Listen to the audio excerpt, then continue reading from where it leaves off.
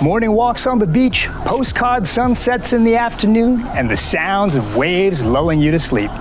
Beach life epitomizes stress-free living. We've all dreamt about living on a tropical island, but what if the entire ocean was your backyard? Imagine retiring in your 40s to travel the world on a sailboat. Well, I found two people who are doing exactly that, and they're willing to tell us exactly how they did it. So, stick around. My next guest will be answering questions from all the way around the world because their boat is anchored off the coast of the Caribbean island of Antigua. So, stay tuned.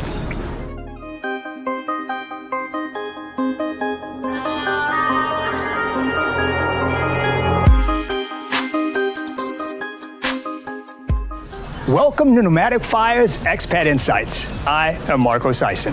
Wow, I'm having a COVID-19 hair day.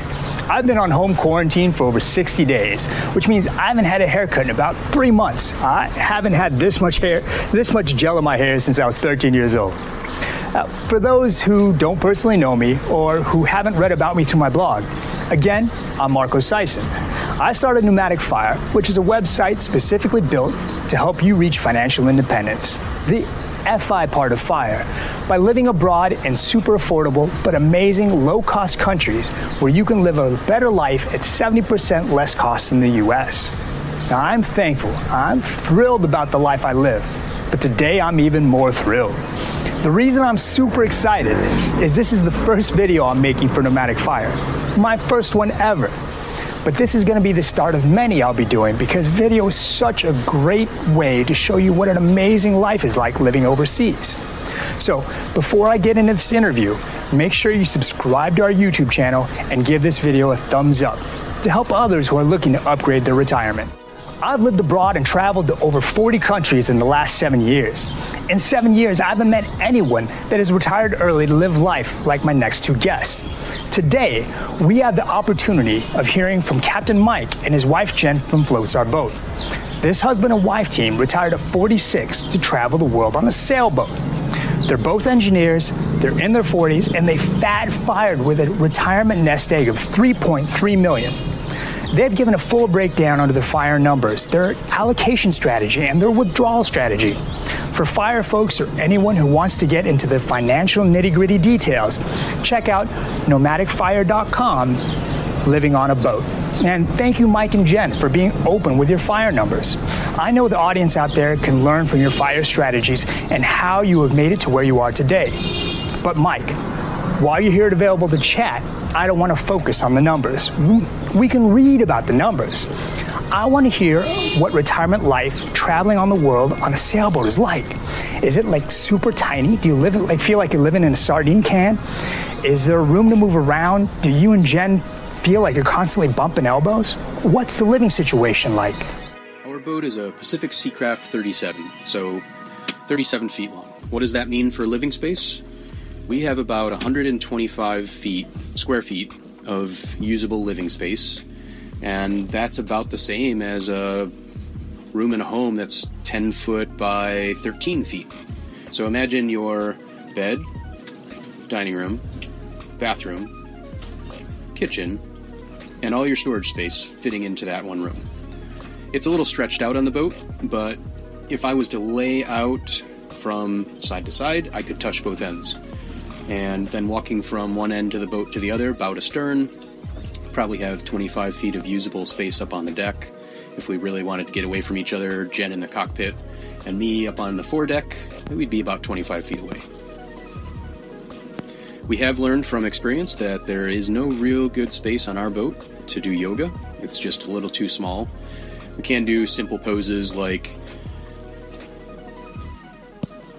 child's pose, and maybe I do a few push-ups in the middle of the salon floor. Not that it's a contest, but the garden behind me is where I get to do my yoga. No, to exercise on a boat, I imagine you have to get creative. A 10 by 13 room isn't as big as a house, but you're not trapped in a closet either. So Mike, help me out. I'm a bit ignorant about boats. I'm kind of guessing the folks out there are as well. But how much does someone spend on a boat? Is there a guideline about how much boat someone should buy? As an example, when I talk to people about saving for financial independence, I help them with a benchmark that says don't spend more than 30% of your take-home pay on housing. Is there a guideline like that for boats? The size of the boat that someone might choose for living and cruising aboard is very, very personal.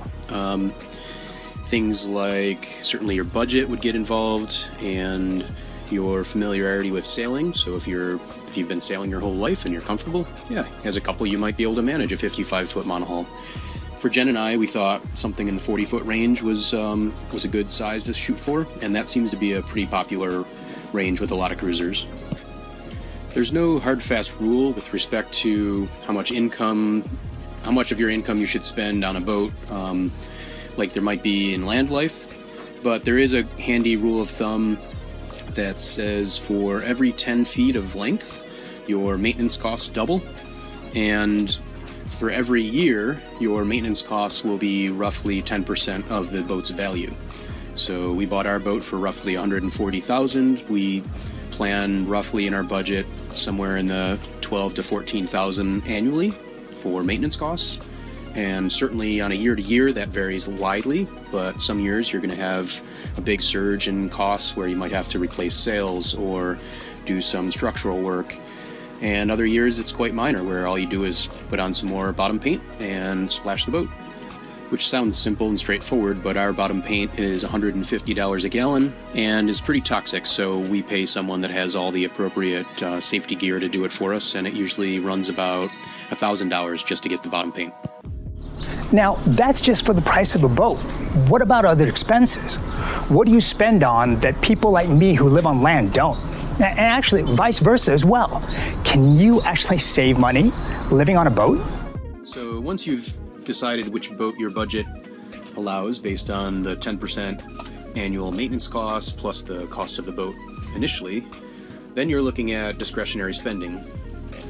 And all that stuff is very flexible. How much you want to spend on restaurants, drinks, entertainment, whether you pay to stay in a marina or you spend a lot of time on anchor for free, whether you buy restaurant meals, cook your own meals in the galley. I think live-aboard's cruising sailboaters' budgets vary dramatically based on how they choose to prioritize and those kinds of decisions that they make. I do think it's possible that living on a boat can save you money because your lifestyle comes with a very small footprint and you really only spend money on things that you're actually using. And the things you do use, like your electricity and water, you get really good at being efficient with them. We have a certain amount of power that we can generate every day, so we know we can't just run the laptop all day long. And the water tanks are only so big, so we know that we need to conserve and only use 3 to 4 gallons of water a day. Okay, you had me convinced. I'm gonna go buy a boat, but not really. I have no idea what I'd be doing behind the helm. But let's just say I do want to sail around the world. Can I just go down to the local Boats R Us to buy one and kind of float off? Or do I need some kind of training? Are there classes that I should be taking, an international driver's license of sorts? As far as experience needed to live on a boat in open water, I would say none. You could buy a boat that's already on a mooring ball and move aboard and no one would stop you. But you would probably get a crash course in how to maintain that boat and its systems. That by far I think is the hardest thing to transition and learn. Honestly, I think the sailing part is some of the easier stuff. And when Jen and I got into sailing we had no background in sailing at all, so we took the ASA or American Sailing Association classes 101, 102, and 104, which gave us enough of a skill set to go do bareboat charters in the British Virgin Islands for a few years. But we know many people that have moved aboard with no sailing experience and no lessons, and they make it work. Whoa, wait. That's a little scary, right? I mean, you're all on your own. If the boat breaks down, it's up to you in a YouTube video to fix something your life depends on. IKEA gives me pretty good instructions, and I still screw up making a table. It's just the two of you, hundreds of miles in the middle of the ocean. Actually, that reminds me. I read a story on your blog. You had some mechanical trouble on the boat, and to fix it, you had to jump overboard in the middle of the ocean. That's nuts. Yeah, that was super scary. One of those things that you never think will happen to you until it does. We were on an overnight passage off the coast of the Dominican Republic, and thank goodness this happened around sunrise. I can't imagine doing this at night. So we noticed a strong shaking at the helm, or the steering wheel, especially when we added revs to the engine. I investigated as much as I could on board, looking at the engine for broken fan belts or motor mounts, but couldn't find any problems. We figured it had to be on the prop. The water was so deep we couldn't measure the depth with our instruments, so there was no option to anchor. We dropped the sails and stopped the motor, but we were still moving about 1 knot or 1 mile an hour, so I had to be very careful not to get separated from the boat. How deep do you think it was where this happened? I don't know, 3,000 or 4,000 feet. Where that's deep. So Mike dug a long dock line out of the locker, tied one end around his waist, tied the other end of the boat, put on a snorkel mask, grabbed the knife that we keep close at the steering pedestal, and got ready to jump in. I said, "I love you," and I made him say it back and made him promise to be careful, and then he was in the water. My intention was to get in and out of the water as soon as possible. On my first dive, I saw something on the prop, which was great news because at least we had found the problem. I took a couple more deep breaths, and after a few slashes with the knife, I freed a huge mess of fabric, rope, plastic, and netting. I threw some of it up on the deck so Jen could see what the problem was. And take pictures. And then I got my butt back up the ladder and onto the boat as soon as possible. We were pretty lucky there was no damage to the prop, and we continued on our passage to Samana. All in all, I was in the water about 10 minutes. Did it feel like it was only 10 minutes? It felt a lot longer, and looking down into the deep blue was not encouraging. But that isn't the only time things were stressful. Your adventures in response to the pandemic were actually very interesting. I did a full series of interviews with several fire expats who were overseas when the borders closed and flights were getting canceled and people were getting kicked out or denied entry into countries. I mean, people were stranded and had to get rescue flights out, and it was such a stressful time for those of us living on land. I mean, can you tell us what it was like anchored off in some foreign island when COVID-19 hit? Sure, okay. I'm sure everybody listening can relate to the fear and stress we all experienced early on during this pandemic. But I think our experience with the crisis in Guadeloupe was heightened by the fact that we were in a foreign country where we didn't speak the language very well. When France and its overseas territories went on lockdown in mid-March, we were anchored off the tiny town of Terre de Haut on Ile-de-Sons, and we struggled to figure out what was going on. I'd walk by the town hall, and I'd take pictures on my phone of any official-looking document posted outside, and then later plug it into Google Translate and try and figure out what it was saying, basically trying to learn the lockdown rules. Another day, the motor on our dinghy died when we were halfway back to the boat from a grocery shopping trip on land. Drifting through the anchorage without a motor, I grabbed onto the side of a nearby boat and held on, while Mike did some troubleshooting. And eventually, the only other English-speaking captain in the harbor came by and towed us back to Sanitas. We did figure out our problem, and we were able to repair it, but this really brought home to me how much we were on our own, and we were really missing the cruiser community that always rallies round and helps each other out when it's needed. It was also pretty stressful seeing police in uniform walking on the beaches and seeing French warships off the coast.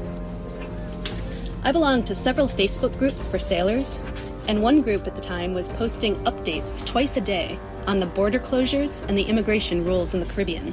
That's right, twice a day, because the situation was deteriorating so quickly. When the government requested that all foreign-flagged ships leave Guadeloupe and return to their home ports, it was really nerve-wracking to try and figure out where we could go.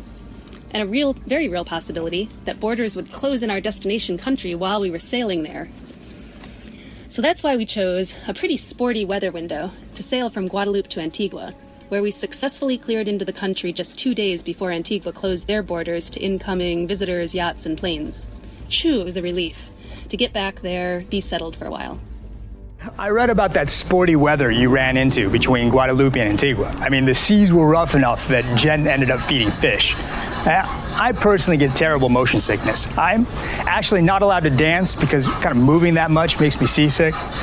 Is that something that actually goes away? I mean, honestly, I would be interested in learning to sail, but the thought of weeks kind of floating up and down just makes me nauseous. You eventually stop getting sick? I used to say I never get seasick. I don't say that anymore. I don't know if it's getting older or what it is, but there's been a few times this season when I've definitely been queasy.